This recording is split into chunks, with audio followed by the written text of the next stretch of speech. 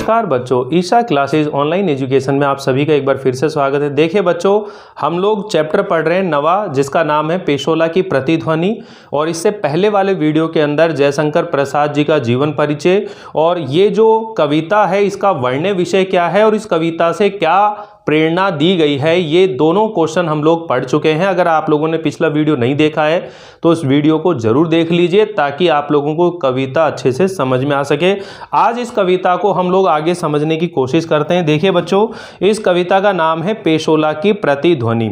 इसके अंदर शुरू का जो फर्स्ट पैराग्राफ है यहाँ से हम लोग बात करेंगे, लेकिन सबसे पहले आप लोग एक बार ध्यान रख लीजिएगा कि ये जो कविता है इसके अंदर राष्ट्रीय प्रेम यानी देश प्रेम की भावना से ओतप्रोत यह कविता है। और जो कवि जयशंकर प्रसाद जी हैं, पेशोला का मतलब होता है पिछोला झील, तो पिछोला झील के किनारे पर महाराणाओं के द्वारा जो महल बनाए गए थे उन महलों का प्रतिबिंब जो है उस झील के अंदर जो है दिखाई देता है। और उसे देखकर ही जो कवि है वो ये कहते हैं कि यहाँ महाराणा प्रताप की जो अंतिम जो इच्छा थी कि मेरे बाद इस देश का उद्धार करने के लिए या इस देश का दायित्व जिम्मेदारी का भार लेने के लिए कौन सामने आएगा, किंतु आज भी उनकी ये इच्छा जो है ऐसे लगता है जैसे अधूरी ही है। उसी चीज के बारे में यहाँ पर इस चीज को हम लोग पढ़ेंगे। देखिएगा, अरुण करुण बिंब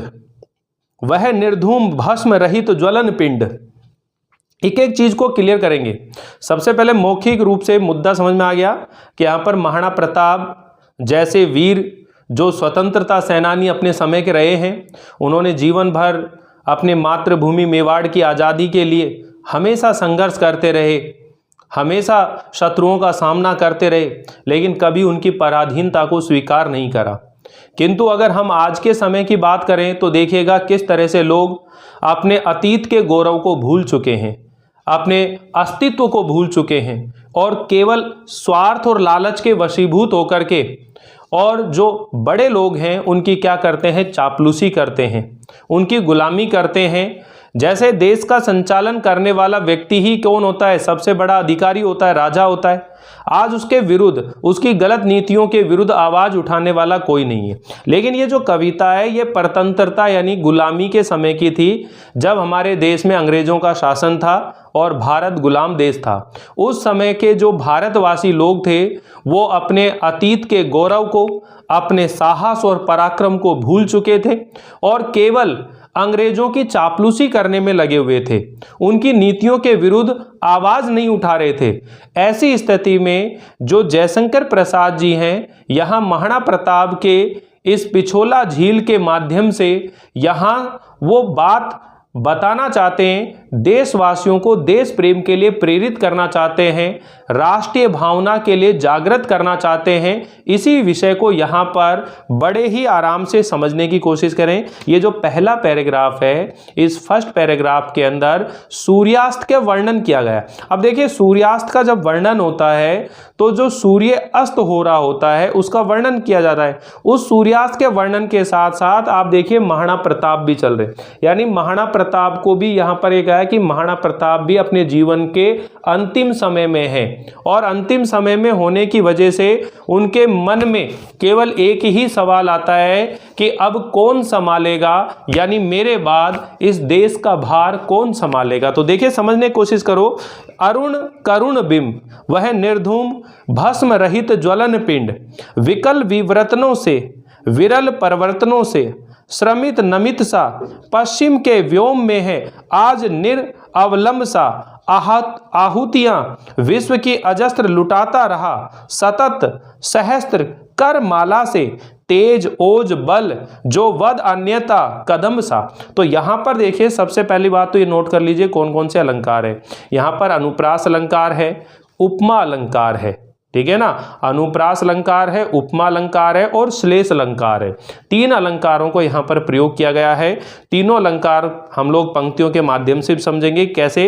अब देखो, अरुण का मतलब होता है लाल, अरुण का मतलब क्या होता है, लाल, और करुण का मतलब होता है करुणाजनक, ठीक है ना, करुणा जनक। बिंब का मतलब होता है परछाई, बिंब होता है। अब यहाँ पर कवि सूर्यास्त का वर्णन करते हुए कहते हैं कि सूर्य जब अस्त हो रहा है तो वह लाल और करुणाजनक उसका जो बिंब है वह निर्धूम, निर्धूम का मतलब होता है धुएं से रहित, भस्म रहित, भस्म का मतलब होता है राख, राख से रहित एक ज्वलन पिंड, एक ज्वलन पिंड के जैसा, एक जलते हुए पिंड जैसा क्या हो रहा है, वो प्रतीत हो रहा है। भाई सूर्य अस्त होता है तो बिल्कुल लाल कलर में नजर आता है, ठीक है ना, तो मानो वो जल रहा हो लेकिन उसमें किसी तरह का धुआं नहीं है, किसी तरह की राख नहीं है, ठीक है, एक जलते हुए पिंड जैसा वह लग रहा है। विकल विवृतनों से, विकल का मतलब है बेचैन, विकल का मतलब क्या है, बेचैन, और विवृतनों का मतलब होता है यानी कि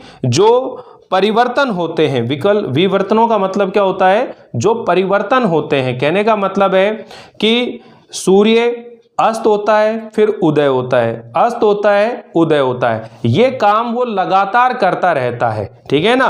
विरल प्रवर्तनों से, विरल का मतलब होता है कम, प्रवर्तनों से मतलब नवाचारों से, यानी कम नवाचारों से। श्रमित मतलब थका हुआ सा, श्रमित का मतलब होता है थका हुआ, नमित सा मतलब झुके हुए के समान, यानी जहां किसी काव्य पंक्ति में सा, सी, से, सैद्रस, सम, तुल्य, इव, वत इस तरह के शब्द आते हैं तो वहां पर उपमा अलंकार होता है। तो वहां पर कह रहे हैं कि वह थका हुआ सा, झुका हुआ सा, पश्चिम के व्योम में, यानी पश्चिम के आकाश में। सूर्य कहाँ अस्त होता है, पश्चिम दिशा में।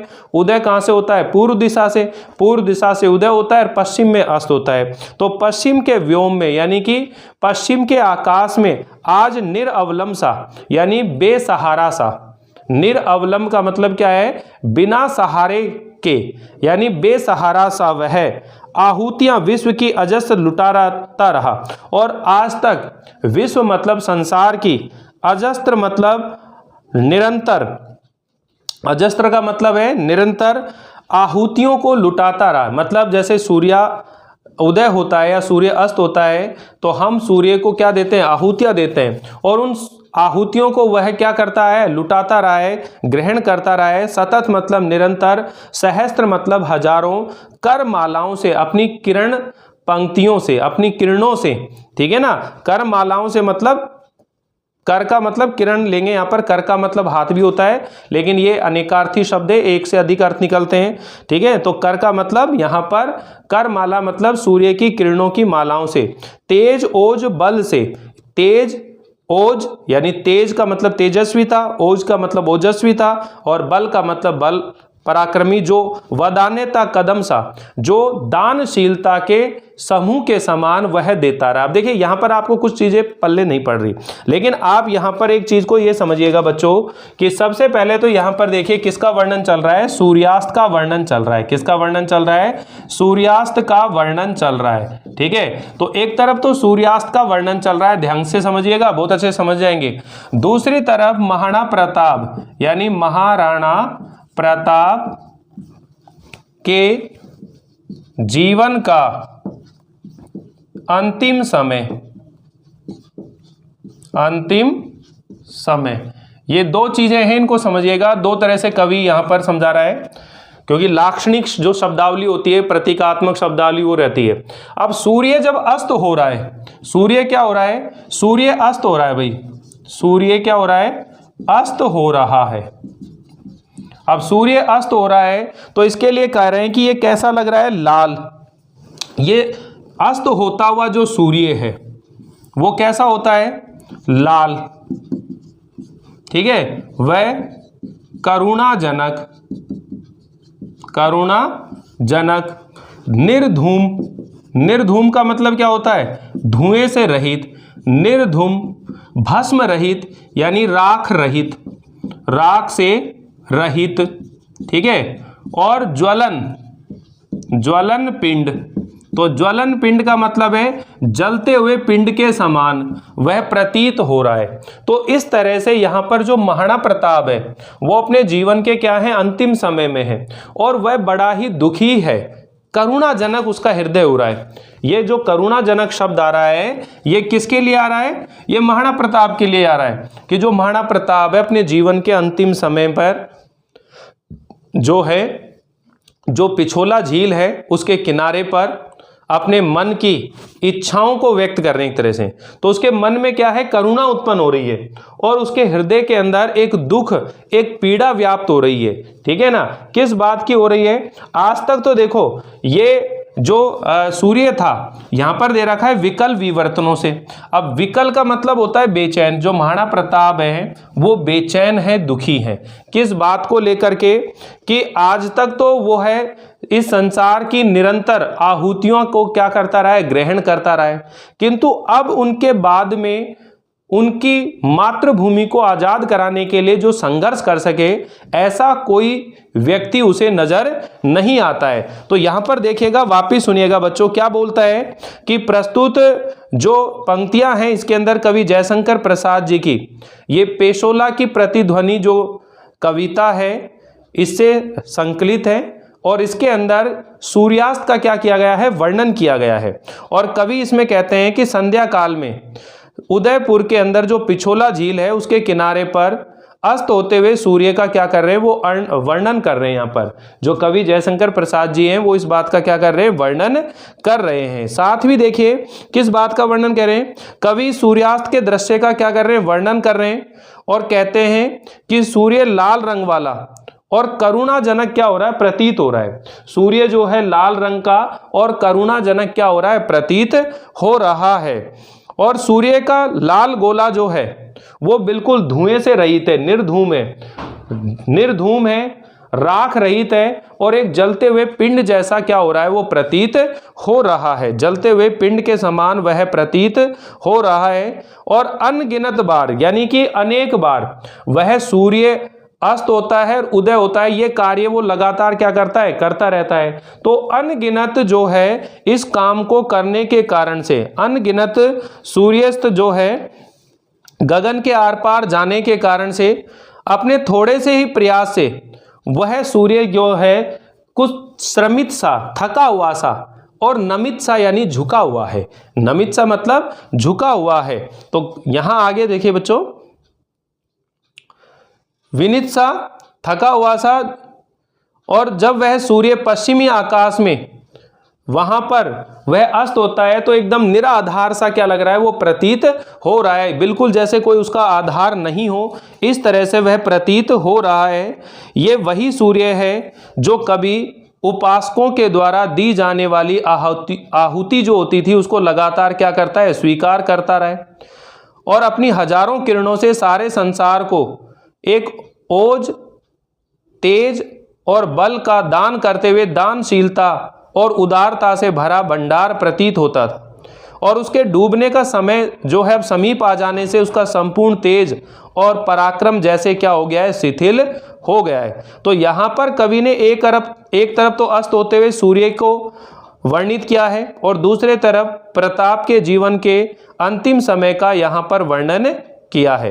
सूर्य की तरह उन्होंने भी यानी महाराणा प्रताप ने भी अपने पूरे जीवन काल में हमेशा अपने शत्रुओं के साथ में क्या करते रहे, युद्ध करते रहे, उनके साथ में वो संघर्ष करते रहे। इसी चीज को आप लोग इस तरह से समझेंगे तो समझ में आया कि देखिए क्या कह रहा है ये, वापिस से चारों लाइनों को समझने की कोशिश करें। अरुण करुण बिंब सा, वह निर्धूम भस्म रहित ज्वलन पिंड सा, विकल विवरतनों से विरल प्रवर्तनों में श्रमित नमित सा, पश्चिम के व्योम में आज निरअवलंब सा, आहुतियां विश्व की अजस्त्र लुटाता रहा, सतत सहस्त्र कर माला से, तेज ओज बल जो वदान्यता कदम सा। यहां पर कवि जयशंकर प्रसाद जी की ये जो कविता है पेशोला की प्रतिध्वनि, इसके अंदर कवि जयशंकर प्रसाद जी ने सूर्यास्त का वर्णन करते हुए कहा है कि जब सूर्य अस्त हो रहा है तो वह लाल और करुणाजनक बिंब के समान दिखाई दे रहा है। लाल और करुणाजनक उसका बिंब, परछाई दिखाई दे रही है और वह सूर्य का गोला बिल्कुल धुएं से रहित, राख से रहित और एक जलते हुए पिंड के समान क्या हो रहा है, प्रतीत हो रहा है। विकल विव्रतनों से, इसका मतलब है कि विकल का मतलब बेचैन है, विव्रतनों का मतलब होता है कि वह आकाश जो है उसके जब वो आर पार जा रहा है, आता जाता है, यानी परिवर्तन होते हैं, विवर्तन मतलब परिवर्तन हो रहा है, तो आने जाने से वह बिल्कुल क्या हो गया है, श्रमित यानी थका हुआ सा, बिल्कुल विनम्र विनीत भाव से झुका हुआ सा पश्चिम के आकाश में आज वह बेसहारे के समान लटका हुआ सा दिखाई दे रहा है। यानी कि मान लीजिए अपन क्या कह रहे हैं, ये जो है क्या है, पेशोला झील है, यानी पिछोला झील है। ये कौन सी झील है? ये पिछोला झील है। अब ये पिछोला जो झील है बच्चों, इस पिछोला झील के अंदर देखो ये आधार है, यहीं से फिर आपको पूरी स्टोरी अच्छे समझ में आ जाएगी। ये पिछोला झील है और इस झील के यहाँ किनारे पर महाराणाओं के क्या बने हुए हैं? ये महल बने हुए हैं। ये क्या बने हुए हैं? महल। और इस महल की परछाई यहाँ पर दिखाई दे रही है, इस झील के अंदर ये परछाई दिखाई दे रही है। तो कवि यहाँ पर कह रहे हैं कि जैसे इस किनारे पर महाराणा, ये जो जयशंकर प्रसाद जी एक किनारे पर मान लीजिए यहाँ है, और यहाँ मान लीजिए सूर्य क्या हो रहा है? अस्त हो रहा है।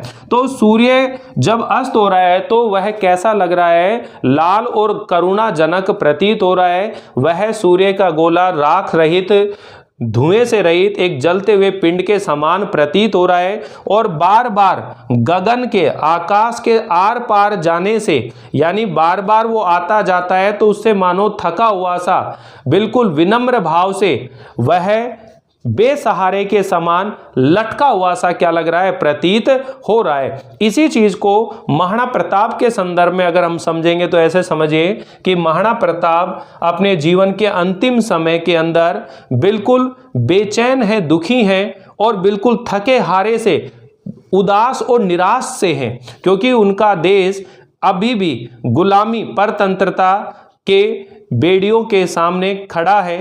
तो आज वह बिल्कुल बेसहारा सा दिखाई दे रहा है, जैसे सूर्य उस पश्चिम आकाश में निरअवलंब सा, बेसहारा सा वह लटका हुआ लग रहा है। उसी तरह महाराणा प्रताप भी आज अपने जीवन के अंतिम समय में बिल्कुल बेचैन है, क्योंकि परतंत्रता रूपी, अगर हम बात करें प्रतंत्रता यानी गुलामी के अंदर वह जकड़े हुए हैं। और आज उन्हें कोई ऐसा व्यक्ति दिखाई नहीं दे रहा है जो उनके बाद उनके अधिकार को या दायित्व को निभा सके। ठीक है, इसी चीज को यहां पर कवि कह रहे हैं। तो आगे क्या कह रहे हैं देखो, आहुतियां विश्व की अजस्त्र लुटाता रहा। और ये जो सूर्य है निरंतर संसार की आहुतियों को क्या करता है? प्राप्त करता है। तो महाराणा प्रताप भी अपने जीवन काल में लोगों के द्वारा हमेशा सम्मानित रहे, सम्माननीय रहे, आहुतियां लुटाता रहा। लेकिन आज सतत सहस्त्र कर माला से, और जो सूर्य है अपनी हजारों किरणों से हमेशा इस संसार को क्या करते रहे? प्रकाशित करता रहा।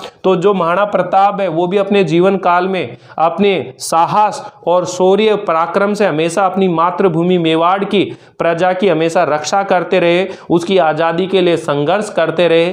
किंतु आज जीवन के अंतिम समय में वो देखते हैं बिल्कुल बेचैन है, दुखी हैं, उनके तरफ निराशा ने उनको चारों तरफ से घेर लिया है, क्योंकि उन्हें कोई ऐसा व्यक्ति नजर नहीं आ रहा है जो उनके बाद उनके उस अधिकार को निभा सके, उनकी जिम्मेदारियों को निभा सके। ठीक है ना। तेज ओज बल जो वध्यंता कदम सा, कदम का मतलब होता है समूह, जो तेज ओज और बल यानी पराक्रम के, दानशीलता के कारण से हमेशा उदार हृदय के रहे। उन्होंने हमेशा अपने तेज बल और पराक्रम से हमेशा क्या किया है? लोगों का क्या करा है? उद्धार ही किया है। तो देखिएगा, एक तरफ तो इस सूर्यास्त का वर्णन कर रहे हैं और एक तरफ ये महाराणा प्रताप के जीवन के बारे में बता रहे हैं। कवि जयशंकर प्रसाद जी महाराणा प्रताप के जीवन के माध्यम से, उनके जीवन के संघर्षों के माध्यम से देशवासियों को जागरूक करना चाहते हैं, क्योंकि यह कविता एक देश प्रेम से ओतप्रोत है। ठीक है ना। तो ये पूरी पंक्तियां आप लोगों को क्लियर होगी होंगी यहाँ तक। जब हम लोग इसकी व्याख्या करेंगे तो क्या लिखेंगे कि प्रस्तुत पंक्तियां हमारी पाठ्य पुस्तक सरयू के पाठ पेशोला की प्रतिध्वनि शीर्षक से ली गई हैं। यह कविता जयशंकर प्रसाद जी की एक प्रबंधात्मक कविता है जो कि उनके लहर काव्य से ली गई है। इस कविता के इस पंक्तियों में यहाँ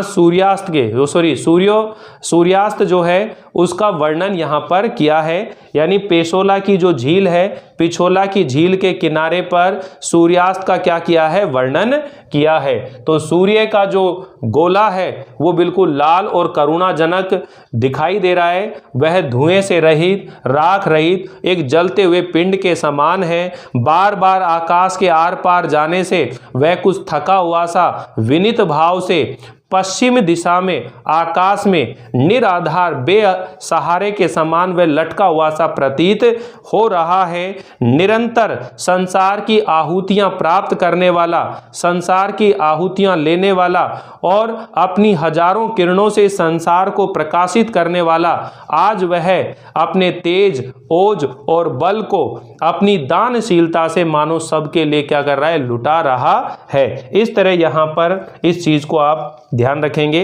नेक्स्ट है, पेशोला की उर्मियां हैं शांत, किंतु आज ऐसा समय है कि पिछोला झील की जो लहरें हैं, उर्मियों का मतलब होता है लहरें, पिछोला झील की जो उर्मियां हैं वो बिल्कुल शांत हैं। उर्मियां मतलब लहरें, ठीक है ना। पेशोला की जो उर्मियां हैं वो बिल्कुल शांत है, घनी छाया है और चारों तरफ घनी छाया है। तट तरु है चित्रित तरल चित्र सारी में, और उस समय तट तरु यानी वो जो किनारा है, तट का मतलब किनारा होता है, तट रूपी जो तरु हैं, वृक्ष हैं, वे चित्रित तरल चित्र सारी। अब यहाँ पर ये बताया गया है कि पिछोला झील के अंदर यानी कि उसके किनारे पर जो महल खड़े हुए हैं, महाराणाओं के द्वारा जो महल बनाए गए थे, उनकी जो परछाई है वो झील के अंदर दिखाई दे रही है। तो कह रहे हैं कि वो झील जो है एक ऐसी चित्रशाला के रूप में है जहां पर उस किनारे पर खड़े हुए महाराणाओं के महलों के चित्र जो है वहां पर दिखाई दे रहे हैं। उनको क्या कहा है, झोंपड़े खड़े हैं बने शिल्प के विषाद। वो जो झोंपड़े हैं वो दुख और करुणा के शिल्प बन करके आज सबके सामने खड़े हुए हैं। दग्ध अवसाद से यानी कि दुखों से जलते हुए, अवसाद से जलते हुए धूसर जलद खंड झटक पड़े हैं, और धूल से सने हुए बादलों के जो टुकड़े हैं वह मानो इधर उधर बिखरे हुए से दिखाई दे रहे हैं। जैसे विजन अनंत में काली माँ बिखरती है संध्या के कलंक सी। जैसे विजन का मतलब होता है निर्जन, अनंत में यानी आकाश निर्जन यानी कि जन रहित निर्जन आकाश के अंदर काली माँ बिखेरती है संध्या के कलंक के, यानी संध्या काल के कलंक के समान सब जगह क्या फिरी हुई है, कालिक यानी अंधकार बिखरा हुआ है। और दुंदुबी, मृदंग, तुरिये शांत सब मौन है। ये वाद्य यंत्रों के नाम है, दुदुम्बी, मृदंग और तुरिये। ये सभी वाद्य यंत्र इस समय शांत है। फिर भी पुकार सी है गूंज रही व्योम में, फिर भी आकाश के अंदर महाराणा प्रताप की एक गूंज, आवाज गूंज रही है, पुकार रही है। अब देखो बेटा, इसके अंदर क्या ध्यान रखना है आप लोगों को कि ये जो पैराग्राफ चल रहा है इसके अंदर सबसे पहली बात तो आपसे जो क्वेश्चन पूछा जाएगा, ये पूछा जाएगा दुंदुबी, मृदंग, तुरिये शांत सब मौन, फिर भी पुकार सी है गूंज रही व्योम में। इन पंक्तियों का आशय बताइए। तो आपने बताना है महाराणा प्रताप जब अपने जीवन के अंतिम समय में है और उस समय उनका मन बिल्कुल बेचैन है, उद्वेग है, और उस समय देश की आज़ादी के लिए संघर्ष करने वाला कोई व्यक्ति नहीं है। ये ऐसे वाद्य यंत्र है, दुंदुबी, मृदंग और तुरिये, जब युद्ध के लिए जाया जाता है तो उस समय ये वाद्य यंत्र बजाए जाते हैं। किंतु आज ऐसी स्थिति है कि वहाँ शत्रुओं के साथ युद्ध करने वाला ऐसा साहसी वीर कोई देश में रहा नहीं। यही कारण है कि आज ये सभी वाद्य यंत्र बिल्कुल मौन हैं और शांत पड़े हुए हैं। तो क्वेश्चन पूछा जाएगा भाई, दुंदुबी, मृदंग, तुरिये शांत सब मौन है, ये सब शांत क्यों हैं? तो इस तरह से आपने बताना है, ठीक है। फिर आपने बताना है कि यहाँ पर चित्रसारी का मतलब क्या है। तो आपने बताना है पिछोला झील के अंदर महाराणाओं के महलों की जो परछाई दिखाई दे रही है तो उसको तरल चित्रशाला कहा है, और उन महलों के खंडों को झोंपड़े के रूप में व्यक्त किया है कि आज भी वो वहां पर झोंपड़े के रूप में क्या है, दिखाई दे रहे हैं। इस तरह से आप लोग इन चीज़ों को ध्यान रखेंगे और डिटेल में थोड़ा सा एक बार समझिएगा बच्चों कि प्रस्तुत कविता के अंदर उदयपुर की जो पिछोला झील है उसको लक्ष्य करके महाराणा प्रताप की वीरता जो है उसकी पुकार को भावपूर्ण तरीके से चित्रित किया है। कवि कहता है कि आज भी पिछोला झील की लहरें जो हैं बिल्कुल शांत हैं, वहाँ चारों ओर पेड़ों की घनी छाया है। उस घनी छाया में चित्रशाला में प्रकृति के अनेक रंग बिरंगे चित्र दिखाई दे रहे। पिछोला झील के किनारे पर कुछ पुराने झोंपड़े खड़े हैं जो बिल्कुल ये कह सकते हैं गुलामी रूपी दुख से झुलसे हुए और निराशा के प्रतिरूप हैं, और आकाश में धुंधले बादलों के टुकड़े इधर उधर भटक रहे हैं। उसी प्रकार उस झील के शांत वातावरण में आज भी महाराणा प्रताप की वह पुकार चारों ओर भटक रही है। अनंत आकाश की तरह उस निर्जन प्रदेश में संध्या काल के कलंक की तरह अंधेरा बिखरा हुआ है। वहाँ पर ना तो कोई नगाड़ा या मृदंग बज रहा है, ना कोई तुरही बज रही है, और ना कोई ओजस्वी स्वर व्यक्त हो रहा है, और वहाँ का वातावरण पूरी तरह शांत और मौन है। इस तरह कवि ने यहाँ पर वर्णन करते हुए वर्णित किया है कि महाराणा प्रताप की जो ध्वनि है वो किस तरीके से आप लोगों को ध्यान रखनी है। तो समझ में बैठ रहा होगा बच्चों, ये 2 पैराग्राफ हम लोगों ने पढ़ा है, इन दोनों को आप लोग ध्यान से समझेंगे। आगे क्या कह रहे हैं, कौन लेगा भार ये। आगे कहते हैं कि आज इस देश को आज़ाद कराने का या इस देश के साथ जो अन्याय हो रहा है उनको दूर करने की जिम्मेदारी, उत्तरदायित्व कौन लेगा। कौन लेगा भार ये, कौन विचलेगा नहीं, और कौन ऐसा है जो विकट परिस्थितियों में भी, इन संघर्षशील परिस्थितियों के अंदर भी जो विचलित नहीं होगा, जो डगमगाएगा नहीं। दुर्बलता इस अस्थि मांस की, और देखिए यहाँ पर देखिए दुर्बलता इस अस्थि मांस की, ये पूछ रहा है कि जिस व्यक्ति के अंदर कमजोर भावनाएं होती हैं, दुर्बल भावनाएं होती हैं, वही व्यक्ति किसी भी तरह के संघर्ष करने से बचता है। किंतु जो अंदर से अपने भावनाओं से, विचारों से मजबूत होता है, वह हर तरह के संघर्षों का सामना करने के लिए क्या रहता है, तैयार रहता है। तो महाराणा प्रताप ने भी अकेले रह करके और शत्रुओं के साथ में किस तरह से लोहा लिया था, उनके साथ युद्ध किया था, उनको जीवन में कितने सारे संघर्षों का सामना करना पड़ा था, किंतु फिर भी वे उन संघर्षों को सहते हुए, सामना करते हुए और अपनी मातृभूमि की स्वतंत्रता के लिए वो हमेशा युद्ध करते रहे। ऐसी ही स्थिति को यहाँ पर कवि कहते हैं कि आज कौन ऐसा व्यक्ति है कि जब हमारा देश अंग्रेजों से गुलाम हो चुका है, तो आज ऐसा कौन है जो इस जिम्मेदारी को लेगा, जो इनके विरुद्ध आवाज उठाएगा, जो संघर्ष करने के लिए तैयार होगा। क्या कोई ऐसा है जो विकट परिस्थितियों में भी विचलित नहीं होगा। कौन लेगा भार ये, कौन विचलेगा नहीं। दुर्बलता इस अस्थि मांस की, ठोक कर लोहे से, परख कर वज्र से, यानी कि लोहे से ठोक कर और वज्र से, वज्र जो है इंद्र भगवान का जो है एक अस्त्र है सॉरी।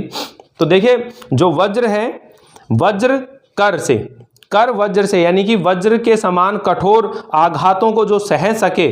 और आगे क्या कह रहे हैं, प्रलय उल्का खंड के निकस पर कसकर, निकस का मतलब होता है कसौटी, जो प्रलय उल्का खंड के, जो प्रलय रूपी उल्का खंडों को सहन करते हुए और जो इस कसौटी पर खरा उतर सकेगा, कौन है ऐसा। चूर्ण अस्थि पुंज सा हंसेगा अट्ठास कौन, और जो शत्रुओं को चूर्ण की भांति, यानी कि उसको चूरा बना करके और उसको फूंक से उड़ा करके और जो एक हट्टास कर सके, उन शत्रुओं के ऊपर हंस सके, ऐसा कौन है। अस्थि पुंज का सा, ठीक है, साधना पिशाचों की बिखर चूर चूर होके, और इन राक्षसों की, यानी जो शत्रु रूपी राक्षस हैं, ये जो अंग्रेज यहाँ पर हमारे ऊपर शासन कर रहे हैं, ये राक्षस रूपी जो इनकी साधना बिखर कर चूर चूर हो सके, धूली सी उड़ेगी किस द्रप्त फुतकार से, यानी ये धूल के समान उड़ जाए, किसकी, द्रुत द्रप्त फुतकार से, फुतकार मतलब फुंकार से, यानी ऐसा कौन है जिसकी फुंकार से, जिसकी फूंक से ये शत्रु लोग जो हैं एक चूर्ण के धूल के समान उड़ सकें, ऐसा कौन वीर योद्धा है। तो कहने का मतलब है बच्चों कि यहाँ पर कवि जयशंकर प्रसाद जी ये कहना चाहते हैं कि महाराणा प्रताप की अपूर्ण इच्छाएं हैं, अधूरी इच्छाएं हैं, उनको पूरा करने वाला कौन है। कौन है जो इस देश के अंदर आज उनके बाद इस जिम्मेदारी को ले सकेगा? कौन इन जिम्मेदारियों को पूरा कर सकेगा? क्या कोई ऐसा व्यक्ति है आज जो इन अंग्रेज़ों के विरुद्ध इस विकट परिस्थिति का सामना करते हुए और उनके साथ में युद्ध कर सके, लड़ सके? ठीक है ना। तो यहाँ पर महाराणा प्रताप की अंतिम पुकार को गूंजते हुए सुनता है। तो क्या कहते हैं कि उस आवाज़ को सुनकर कवि को लगता है कि यह पुकार अंतिम श्वास लेते देशभक्त महाराणा प्रताप की क्या है, एक पुकार है। तो कहने का मतलब है, इसी पंक्ति के अंदर उस बात को लक्ष्य कर कह रहे हैं कि महाराणा प्रताप के बाद ऐसा कोई उत्तराधिकारी आगे आए जो अपनी देश की आज़ादी के लिए उनके बाद लगातार संघर्ष करने का दायित्व स्वीकार कर सके। वह उत्तराधिकार प्राप्त की आकांक्षा वाला व्यक्ति कठिन से कठिन परिस्थितियों में भी स्थिर रह सके। ऐसा कौन उत्तराधिकारी है जो इस देश में विकट परिस्थितियों में भी बिना विचलित हुए उसका सामना कर सके? ठीक है ना। अपने शरीर पर शत्रुओं का प्रहार सहन करने को तैयार हो सके, वज्र के समान कठोर प्रहारों को संकट पर सहन कर सके और प्रलयकारी परिस्थितियों की कसौटी पर अपने आप को खरा उतार सके और जिसके अट्टहास से दुश्मनों के हृदय कांप सके। ऐसा कौन है, ऐसा निडर, ऐसा साहसी व्यक्ति कौन है जो इस समय हमारे सामने आ सके? तो देखिए बच्चों, यहाँ आदि अभी कविता इतने पढ़े हैं, आपको समझ में आ रही होगी। तो एक तरफ तो यहाँ पर कवि इस चीज़ के बारे में वर्णित कर रहा है कि हमें अपनी देश की आज़ादी के लिए किस तरह से संघर्षशील होना चाहिए। तो आप लोगों को ये अच्छे से समझ में आ रही होगी। अगर अभी भी कोई प्रॉब्लम आ रही हो तो आगे का जो नेक्स्ट वीडियो आएगा उसके अंदर फिर से एक बार डिटेल में इन चीज़ों की चर्चा करेंगे। यहाँ पर आप लोग अंडरलाइन कर लें। नेक्स्ट वीडियो के अंदर इससे आगे की कविता को पढ़ेंगे, क्वेश्चन आंसर के बारे में बात करेंगे। तो जुड़े रहिए, बने रहिए। मिलते हैं अगली बार इस कविता को आगे बढ़ाते हुए। तब तक के लिए थैंक यू, बाय बाय।